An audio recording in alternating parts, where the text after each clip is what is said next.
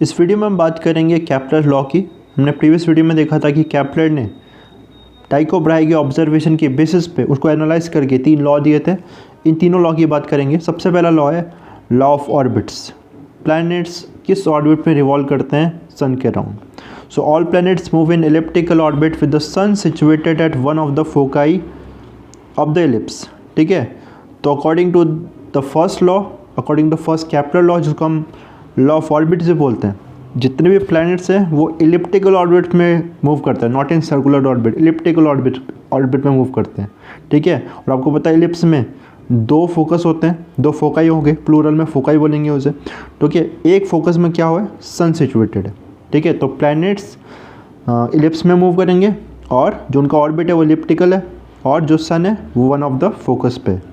Okay, आगे this law was a deviation from the Copernican model which allowed only circular orbit. ठीक है, और Copernicus ने तो ये बोला था कि उन्होंने बिल्कुल ये बोला, हेलियोसेंट्रिक मॉडल दिया था और बोला था कि जो सन है वो सेंटर पे है, लेकिन उन्होंने बोला सर्कल में मूव करते हैं जो प्लैनेट्स है, लेकिन इन्होंने बोला नहीं, ये इलिप्स में मूव करेंगे।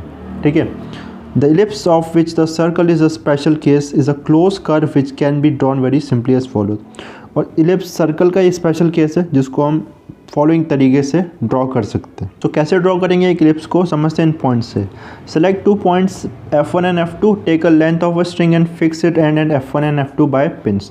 ठीक है, तो हमने 2 पॉइंट ले लिया F1 और F2 और इनको हमने क्या कर दिया, एक स्ट्रिंग के दोनों एंड्स F1 और F2 में पिन की हेल्प से फिक्स कर दिए।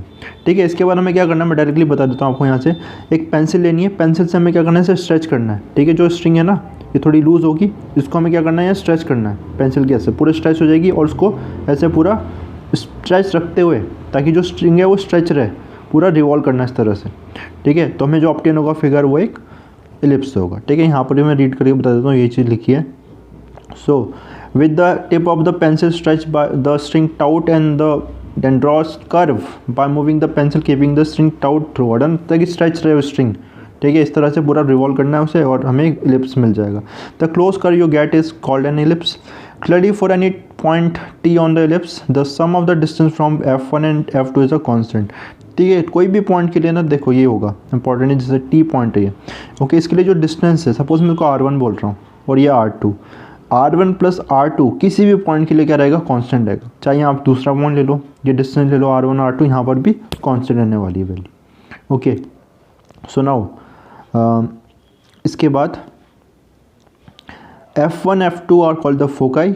Join the points F1 and F2 and extend the line to intersect the ellipse at point P and A as shown in figure. ठीक है, तो उसको क्या करना है, अब हमें F1 F2 को ज्वाइन कर देंगे, उसको एक्सटेंड कर देंगे, ये 2 पॉइंट मिल जाएंगे P और A। Okay, now the midpoint of the line PA is the center of the ellipse O and the length PO is equal to AO is called the semi major axis of the ellipse। ठीक है, तो इस जो line है PA, इसका जो mid point होगा ये सेंटर ऑफ द एलिप्स है। ओके, और PO और AO को, PO AO के बराबर होगा ऑब्वियसली, और इसको क्या बोलेंगे, सेमी मेजर एक्सिस। ठीक है, सेमी मेजर एक्सिस बोलेंगे इसे, और यहाँ पर अगर देखें तो यहाँ पर सेमी माइनर एक्सिस हो जाएगी, वो ये वाले सेमी मेजर होगी। ठीक है, ये पूरी मेजर एक्सिस हो गई PA और ये PO क्या हो गया, semi major axis. Okay, half मतलब। Okay, for a circle the 2 foci merge into 1 and the semi major axis become the radius of the earth. अगर ये सर्कल होता, सर्कल में क्या हो जाता, फोकस F1 और F2 मर्ज हो जाते हैं और जो सेमी मेजर एक्सिस हम बोल रहे हैं वो रेडियस हो जाता। ठीक है, तो इस तरह से हम ड्रॉ कर सकते हैं इलिप्स को।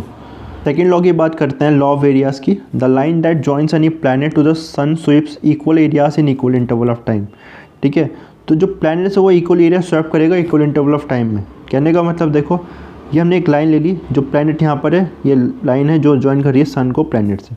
ठीक है, अब एक टाइम इंटरवल गिवन है, suppose some days given given 7 days की बात कर रहा हूँ अगर मैं, 7 डेज़ में अब ये सन है, जो प्लैनेट है रिवॉल्व कर रहा है अराउंड द सन।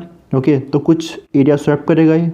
ठीक है, तो 7 डेज़ में जितना एरिया स्वैप किया इसने वो किसी और पोजीशन पे होता है, यहाँ पर इस पोजीशन पे होता है, suppose same time interval 7 days में, यहाँ पर भी जो एरिया स्वैप करेगा वो सेम रहेगा, भले ये जो डिस्टेंस है। अब देखो ना, प्लैनेट का जो डिस्टेंस है सन से यहाँ तो पार कम है और यहाँ पर ज़्यादा है, लेकिन फिर भी जो प्लैनेट है वो सेम टाइम इंटरवल में इक्वल एरिया स्वैप करेगा।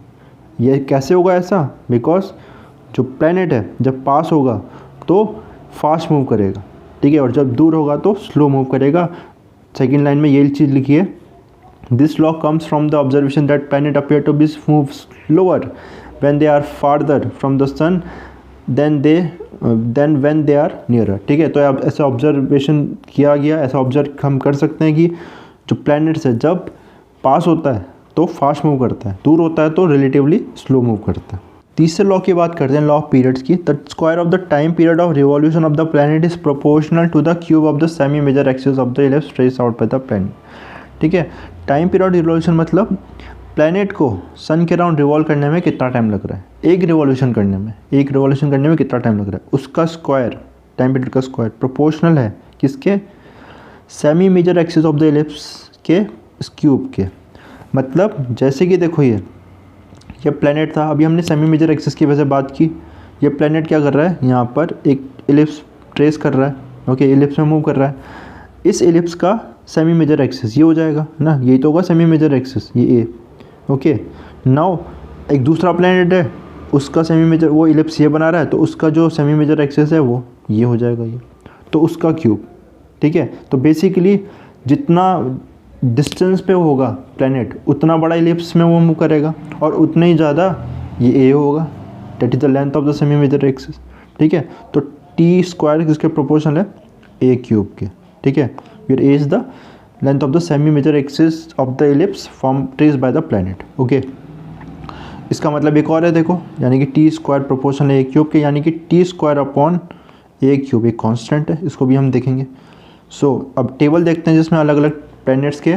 तो याद रखना, जितना डिस्टेंस पे प्लैनेट जितना दूर होगा उसका टाइम पीरियड उतना ही ज़्यादा होगा, ओके। तो 8 प्लैनेट्स का यहाँ पर हमें ये ऑब्जर्वेशन दी है, ठीक है, अप्रॉक्सीमेट वैल्यूज़ दिए हैं यहाँ पर।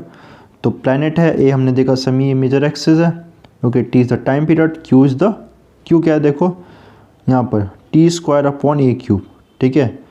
तो यहाँ पर हम देखेंगे कांस्टेंट आएगा सबके लिए। ए किस में दिया सेमी मेजर एक्सिस? 10⁻10 मीटर में दिया है, ओके, इस रेंज में दिया है। टाइम पीरियड ईयर में, और क्वेश्चन किस में? ये 10⁻34 ईयर स्क्वायर पर मीटर क्यूब, ओके। मरकरी का ये, ठीक है, semi major axis of the ellipse trace by Mercury कितना है? 5.79, क्योंकि मरकरी पास है, ठीक है। तो उसका टाइम पीरियड देखो 0.24 ईयर्स आया, ठीक है। वीनस, और क्वेश्चन 2.95 वो अभी देखेंगे उसको। वीनस का 10.8, तो इसके लिए क्या आया? Time period 0.615। टाइम ए की वैल्यू बढ़ी, ठीक है, जो डिस्टेंस है उसके बीच में बढ़ा, प्लैनेट और अर्थ के बीच में, तो सेमी मेजर एक्सिस भी बढ़ेगी ऑब्वियसली, उसकी लेंथ भी, तो टाइम पीरियड भी बढ़ गया। अर्थ के लिए 15 है तो 1 आ गया, ओके। मार्स के लिए 22.8 है, 1.88, ठीक है। आप देख रहे हो जैसे जैसे सेमी मेजर एक्सिस की लेंथ बढ़ रही है, मतलब प्लैनेट अर्थ से दूर है, उसका टाइम पीरियड भी ज़्यादा है। प्लूटो का देखो, प्लूटो तो अब हमें पता है ये प्लैनेट नहीं है।